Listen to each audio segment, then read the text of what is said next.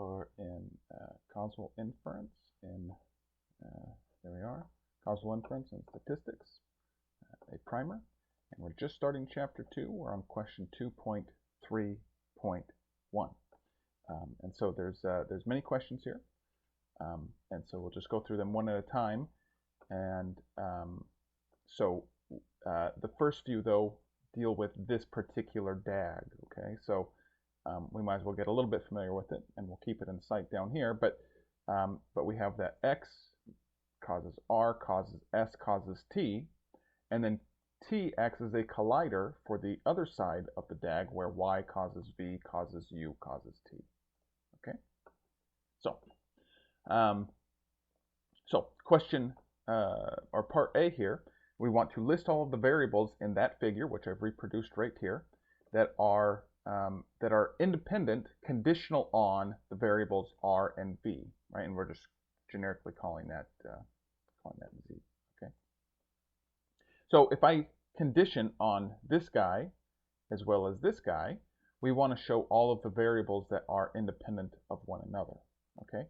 So we'll start with X. Okay. Now X is going to be independent of S and T because we've conditioned on R here. Okay. Actually, let me back up just 1 minute. If I do nothing at all, by virtue of there being a collider here at T, everything on the left-hand side here is independent of everything on the right-hand side of T. Okay, so that's we're just going to assume that that's the case. Okay, or in other words, I'm not going to explicitly spell that out every single time. Okay, now if I additionally condition on R here, well, then X is independent of S and T as well as everything over here because of the collider. Okay. And if I condition on V, well, then Y is independent of U and T. Okay. Now, well, I guess that more or less answers the question here. So I've kind of broken it down here by relationships blocked already by T, by R, and by V. So there's the answer. Okay. Now for part B, we want to take every pair of non-adjacent variables in figure 2.5, again reproduced right here. So we want to take all non-adjacent variables. So in other words, X is adjacent to R, but not to S, right? So everything that's separated by at least one other variable is non-adjacent. Okay. So we want to give the set of variables that, when conditioned on, renders them independent. Okay. So here's all of my answers right here. And so I don't know that we necessarily need to go through all of that. So maybe we'll just go through a couple of examples here, and then you can reference the list here and hopefully figure it out for yourself. So let's take the first non-adjacent variables here, X and S. Well, what variable is going to render them independent? Well, if I condition on R, and in fact, that's the very first one I have listed here. Okay. Now, X is also independent. So the next non-adjacent pair might be X and T, right? Well, what variables can I condition on to render X independent from T? Well, I condition on R or on S. Okay, and that's what that little U, I think it's called a cup in Markdown language, but this little sign here, okay, I think it's a union sign. I can't remember my logic, but anyway, so X is independent of T given I condition on either of these variables. Okay. Well, what about X and U? Well, these two are already rendered independent because they are passing a collider. So if I condition only on T, I'm actually inducing dependency between X and U, but they start out as being independent. Okay. But if I additionally condition on R or S, or both of them, or R and S and T, X and U are still independent. And that goes for X and V and X and Y. Okay.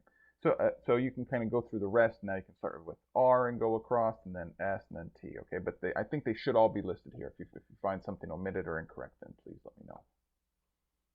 Okay. So now we're in figure 2.6, and we're going to answer a similar question as part A. Okay, so we're going to find all variables that are rendered independent given that we're conditioning on R but now we have a new variable p because we have a new DAG here, and it looks like this. So it's the exact same DAG, but now we have a descendant on t here. Okay.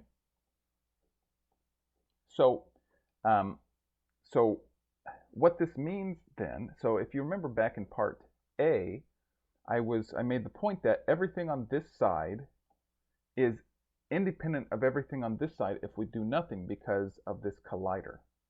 Okay? Well, in these DAGs, conditioning on a descendant of anything, in this case a collider, has the same effect as conditioning on the parent. Okay, so by conditioning on P, it is as though I am conditioning on T. Okay, so if I condition on R, right, all of the same, I get all of the same independencies as I did in part A. Okay, but now if I additionally condition on P, then S becomes associated with everything over here and vice versa. Okay, X is the only thing that remains independent of all of this stuff because we're also conditioning on R, right? So even though we're opening up this collider between the left side and the right side by conditioning on P, by also conditioning on R, X is blocked from that induced association.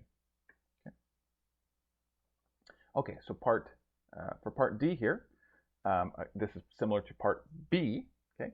But for each non-adjacent pair of variables, give a set of variables that when conditioned on renders that pair independent. Okay, so again, here's my answers, but we can kind of, we'll go through the example of X here, and then you can kind of run through the rest for yourself. But again, the non-adjacent variables, X and S, if I condition on R, X and T, if I condition on R or S. X is independent of P, okay, if I condition on R, S, and or T. Okay. X is independent of U if I condition on, if I condition on nothing, okay, then X is independent of U, or I can condition on R or S. However, if I condition on either T or P, X is no longer independent of U, okay, or V or Y. So, hopefully hopefully you can kind of follow the logic there, and hopefully you can, hopefully I haven't omitted anything in my answers here, but you can go through and check those. Okay. Okay. Now part E. So suppose that we want to generate data by the model described in Figure 2.5. So reproducing it right here, and we fit them with the linear equation y equals an intercept, little a, times bx, where b is the slope of x on y, plus cz. Okay, and z can be any other variable in our model, I guess, besides x or y, since we already have those in the equation there. Okay, so which of the variables in the model may be chosen for z to guarantee that the slope of b would be equal to 0?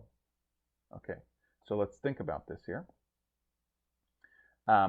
So already we know that x and y are independent, right, because of this collider t here.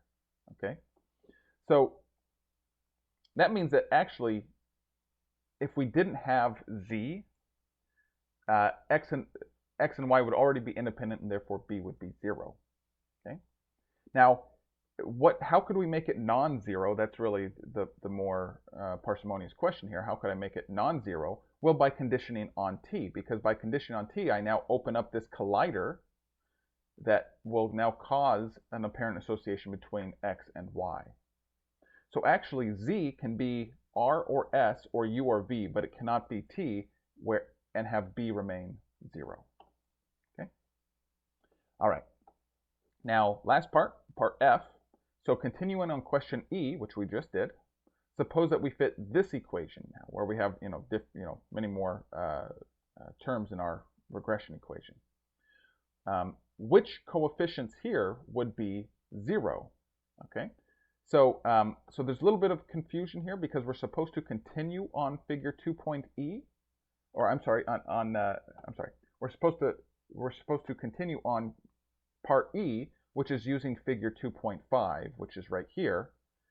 But if you look at this equation, you notice that there's a p term, but the p term is part of figure 2.6. Okay. So first I'm going to answer it as though the p is a typo, and I'm just going to ignore that to continue off of this right here. Okay.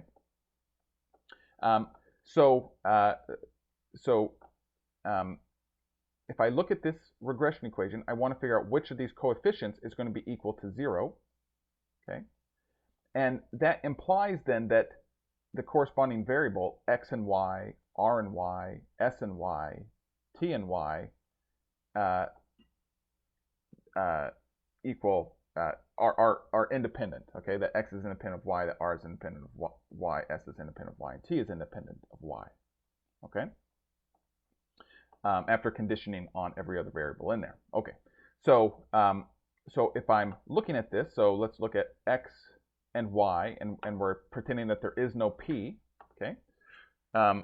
Well then, by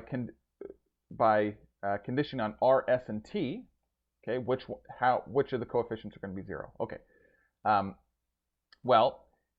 If I condition on r, s, and t, x is going to be independent of y. How do I want to say this? Okay. X, r, and s, if I did not have t in there, these would all be independent of y, and therefore their coefficients would be 0. However, by conditioning also on t, I have opened up the collider again, so that the coefficient between s and y, in other words d, would be non-zero. Okay. Now, or probably non-zero. R and S, even though they go through the same collider, their coefficients remain 0 because S is being conditioned on. So even though this collider is open, S is blocking their throughput, their communication with Y. Okay. Now I'm going to answer it as though P was meant to be in there. So I'm going to have to start. I apologize for scrolling up, but here is P. Okay. Or here's the figure with P. So the exact same reasoning applies here. Okay, so we're conditioning now on these 3 plus p. Okay, and so the exact same reasoning applies here. By conditioning on either t or p, I've opened up this collider. Okay, so s is going to be a non-zero association with y, but x and r remain 0 because their association is being blocked by s. Okay, the additional the other coefficient, or there's another coefficient that will be 0, and that is the coefficient for p, because by conditioning on t, this chain right here that goes y, v, u, t, p is being blocked at t. Okay, so the coefficient for p, in other words, little f, would also be 0. Okay, we'll call that good.